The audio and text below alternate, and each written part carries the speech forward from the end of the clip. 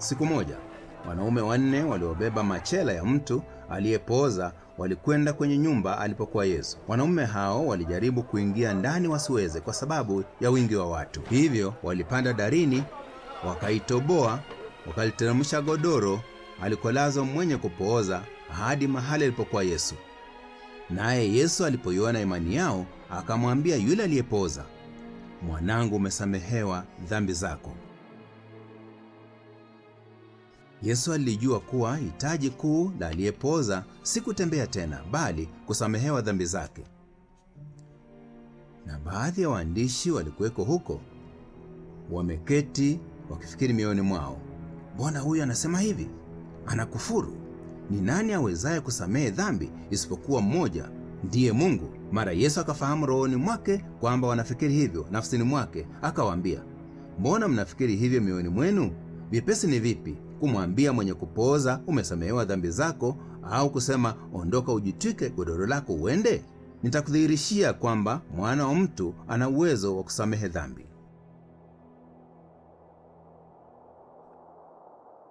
Hapa mwambie yule mwenye kupooza na kuambia, ondoka ujitwike godoro lako uende nyumbani kwako.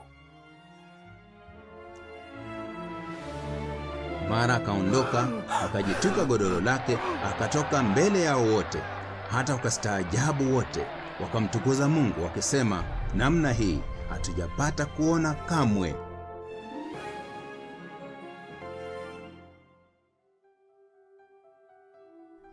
Walimu wa sheria walikuwa wamepofushwa na dini na majivuno yao.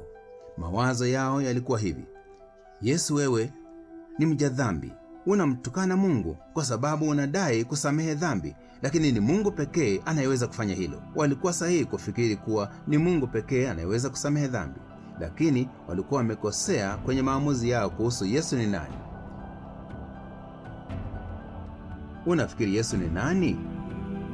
Unaikumbuka maana ya jina lake? Lina maana Bwana huokoa.